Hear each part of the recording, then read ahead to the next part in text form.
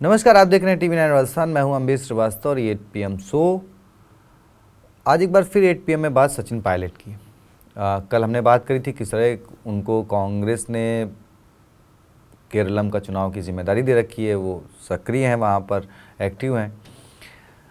अब राजस्थान में भले ही वो महासचिव कांग्रेस के हैं, सब कुछ है, लेकिन राजस्थान में चाहे पक्ष के हों, चाहे विपक्ष के हों, चाहे पॉजिटिव हो, चाहे निगेटिव हो, अक्सर सचिन पायलट के बिना काम चलता नहीं है राजस्थान की पॉलिटिक्स का।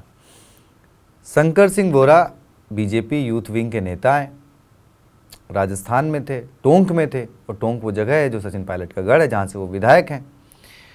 अब उन्होंने एक कार्यक्रम में पायलट पर सीधे सीधे कहा जाए तो निशाना ही साधा। उन्होंने कहा कि सचिन पायलट जी को मुख्यमंत्री भजनलाल जी का शुक्रिया अदा करना चाहिए। जो मांगे उन्होंने अपनी सरकार के दरमियान उठाई, वो उनकी सरकार में तो पूरी नहीं हुई। हाँ, भजनलाल जी ने ज़रूर उन पर जांच शुरू करवाई, जांच चल रही है, वगैरह वगैरह और भी बातें कहीं।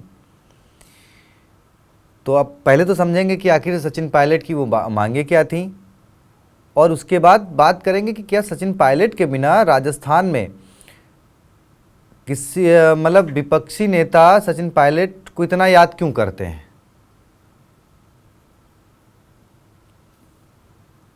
हाँ, अधिकतर तो खैर तारीफ ही करते हैं बहुत सारे बीजेपी के नेता सचिन पायलट की, लेकिन हाँ, निशाना भी साधते हैं।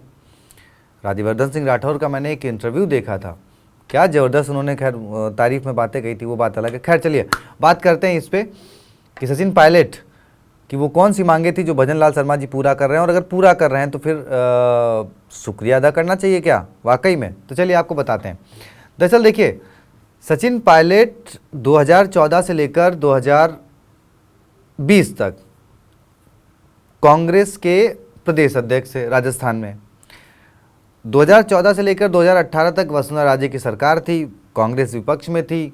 सचिन पायलट प्रदेश अध्यक्ष होने के नाते सरकार की कमियां गिना रहे थे, भ्रष्टाचार के आरोप लगा रहे थे, उनको लेकर सड़कों पर उतर रहे थे, लाठियां खा रहे थे।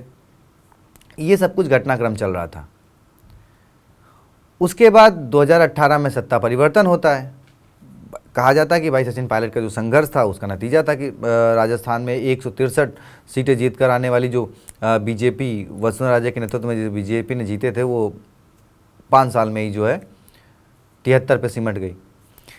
अब जब सचिन पायलट सत्ता में, मतलब कांग्रेस सत्ता में आई, सचिन पायलट डिप्टी CM बने, तो कहा जाता है कि सचिन पायलट ने अपनी सरकार यानी मुख्यमंत्री अशोक गहलोत से कहा कि भाई जिन आरोप मैंने पूर्ववर्ती सरकार पे लगाए थे उनकी जांच कराई जाए, दूध का दूध पानी का पानी किया जाए, जो दोषी हैं उनको सज़ा दिलाई जाए। अब इस मामले को लेकर उन्होंने कहा जाता है कि भाई अंदर खाने जो है सियासी घमासान मचा हुआ था, कुछ थी मांगे जो नहीं मानी गई, नहीं जांच हुई। उसके अलावा पेपर लीक का मुद्दा उठा, RPSC की जांच की मांग सचिन पायलट ने करी अपनी सरकार के दरमियान, और बहुत सारी चीज़ें रखी। अब वो तो आपको पता ही कैसे 2020 में पूरा घटनाक्रम बदला। सचिन पायलट प्रदेश अध्यक्ष पद से हटा दिए गए, उप मुख्यमंत्री के पद से हटा दिए गए, उन पे बीजेपी के साथ मिली भगत के आरोप लगे, ये सब घटनाक्रम हुआ।